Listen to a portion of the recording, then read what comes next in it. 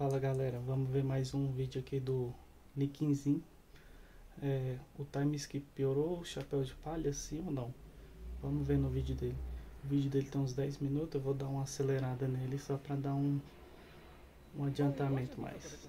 Vamos lá. Coisas e acho que vocês vão ter que ter um pouquinho de paciência pra poder me ouvir. Então, hoje a gente vai falar do pós-time skip no mundo de One Piece. Pois é um tema bem aleatório que eu tirei do nada quando eu tava conversando com os caras no Discord, então ignora. Beleza? One Piece é um anime grande. O anime grande dos infernos, viu? E eu acho que já é de conhecimento comum hoje em dia, né? O time skip é uma coisa que já é considerada até mesmo antiga, se a gente for pensar. Meio bizarro, inclusive, mas a gente tem praticamente 1.100 capítulos de One Piece, sendo que mais da sua metade, mais de 50%, foram feitos durante o time skip. Um evento que foi extremamente importante, que fez com que o mangá e o anime se dividissem de certa forma em duas partes. Para aqueles que não lembram, obviamente, né? O pós-time skip foi quando o Luffy, depois de ter sido sovado de porrada por 3 arcos seguidos, ele começou apanhando dos almirantes lá em Sabaody. Depois de apanhar dos almirantes, ele apanhou das mulheres gostosas. Depois de apanhar, ele apanhou na prisão. Ele apanhou em todas as formas possíveis. Luffy e os Chapéus de Palha decidiram treinar por 2 anos para evoluir, mudarem, e ao longo desse tempo, a obra de One Piece também mudou. Eu gostaria de, antes de começar esse vídeo aqui, inclusive, fazer uma pergunta pra você que tá assistindo aqui, pra saber o que vocês acham a respeito. Pensa no seu chapéu de palha favorito e me responde essa pergunta. De qual parte da história você mais gosta dele? Você gosta mais dele antes do time skip ou depois do time skip? Pensa um pouquinho nisso e vamos falar um pouco sobre, beleza? Vamos nessa. Eu acho que é muito normal pra um anime shonen do tamanho de One Piece, por exemplo, né, que é um anime que já tá perdurando aí por vários e vários anos, muda bastante, conforme, é claro, né, o anime, a obra e o autor forem evoluindo de fato. One Piece mudou bastante, principalmente na sua saga do Novo Mundo, que hoje em dia já é uma segunda metade de One Piece, onde sim, muitas coisas ficaram melhores, muitas coisas ficaram piores na visão de algumas pessoas. Na minha visão, por sinal, os protagonistas da história, depois do passar do time skip, os Chapéus de Palha em específico, eu acho que eles perderam um pouco do seu brilho. E eu acho que isso aconteceu por duas razões. Eu queria ver se vocês concordam com isso ou não e o que acham a respeito. Esses dois pontos que eu tinha falado antes foram a flanderização dos personagens e o abandono deles, que aconteceu no pós-time skip. Tá legal, então primeiro deixa eu explicar o que diabo seria flanderização, porque, né, parece um termo muito tosco. Então, vamos lá. Pra você que não sabe exatamente o que significa flanderização, bom, tenta imaginar uma parada meio caricatura, sabe? Quando você vê uma caricatura de uma pessoa, tipo, tem um cara gordo, aí alguém vai lá e faz um desenho de caricatura desse cara gordo, e o maluco faz um desenho, tipo, extremamente exagerado e muito mais gordo do que deveria. Então, mesma coisa. Flanderização é basicamente quando você pega um personagem e você exagera bastante. Sabe, você pega alguma das partes cômicas daquele personagem e transforma em uma coisa extremamente importante e impactante naquele personagem. One Piece sempre foi um anime que já teve bastante isso, inclusive, né? A gente sabe que os personagens de One Piece falam de um jeito bem exagerado, eles se vestem de um jeito bem exagerado. Essa sempre foi uma característica que o Oda gostava bastante de fazer, mas é claro que no novo mundo, como é uma segunda etapa da jornada, isso aumentou bastante. E eu acho que você pode perceber isso só pelos designs dos personagens mesmo, sabe? As mulheres de One Piece tinham uns peitos grandes antes do time skip, pois agora elas vão ter 2 bexigas no lugar dos peitos.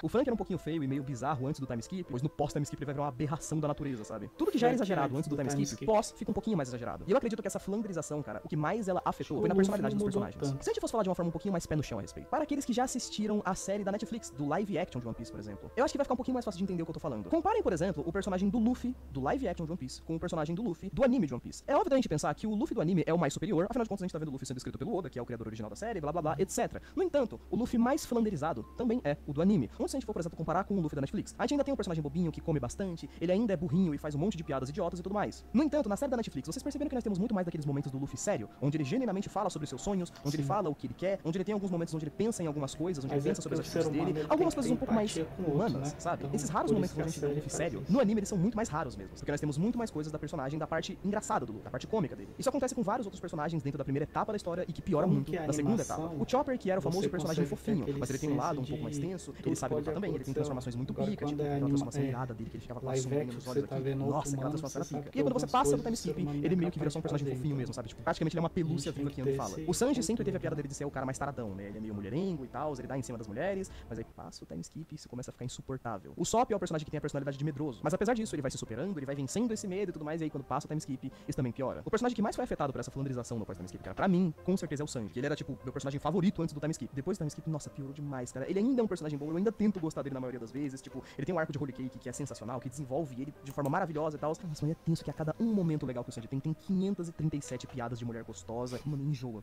Sério, assim, enjoa em algum momento. Fora que isso contrasta bastante com o que eu também já tinha falado pra vocês. A questão do abandono, sabe? Eu não sei se vocês já chegaram a perceber, jovens, mas os arcos do Novo Mundo de One Piece, eles são bastante grandes de forma geral, né? Pega uns arcos tipo Dressrosa, por exemplo, ou Wano. São arcos gigantescos, cara, que duram anos pra poderem ser finalizados. E não são só gigantescos na quantidade de capítulos, sabe? As coisas de história que estão acontecendo também vão crescendo cada vez mais. Os arcos atuais de One Piece são maluquice, cara. É um caos completo. A gente tem 1 milhão de personagens. Fora o fato de a gente já ter 10 chapéus de palha, que já é um monte de personagens, a gente ainda tem que desenvolver os vilões, os personagens que vão estar na suposta ilha que o Luffy vai chegar. Geralmente vai ter a história da ilha, aí vai ter a história dos vilões, vai ter o envolvimento emocional, vai ter isso e aquilo, pra depois ter lutinha e tudo mais. Então, por a gente ter tudo isso, eu sinto que cada vez mais, depois do time skip, tem muitos personagens que eles foram só sendo largados pelo Oda, sabe? Tipo, ele vai ter alguma lutinha dentro do arco, às vezes, pra poder dizer que ele tava lá, mas o envolvimento emocional desses personagens na história vai diminuindo cada vez mais. O tenso, cara, é que a gente consegue dividir o time do Chapéu de Palha, digamos assim, em 2 grupinhos que eu acho que dá pra separar muito bem o que eu quero dizer aqui, jovens. O primeiro desses grupinhos seriam os Chapéus de Palha que eles ficam algum tempo sem ter muito destaque, mas eles ainda aparecem e eles ainda são bons personagens. Nesse time eu poderia colocar personagens como Sanji e a Nami. Acho que isso exemplifica bem, sabe? Eu vou usar esses dois porque eles são meus chapéus de palha favoritos, ok? Quando a gente volta do pós-time skip, por exemplo, eles não aparecem tanto, sabe? Tipo, eles não têm um papel muito grande ali na Ilha dos Tritões. Você passa pra Punk Hazard, o Sanji até faz ali alguma coisinha com Vergo. Em Dressrosa, o Sanji e a Nami não participam tanto porque eles vão embora da ilha. E aí quando a gente chega em Holy Cake, por exemplo, tanto o Sanji quanto a Nami, eles têm uma grande participação em um arco incrível, que desenvolve bastante os dois personagens. Os fãs do Sanji sofrem porque quase nunca tem uma cena legal com ele. Sofrem, mas pelo menos eles ainda têm alguma cena. Agora imagina fãs do Frank, do Chopper, do Brook no pós-time skip. Irmão, isso daí são membros do Chapéu de Palha que você esquece que existem. Tem a Robin, que eu acho que ela tá no meio termo também. Ela meio que aparece de vez em quando, principalmente quando tem alguma coisa...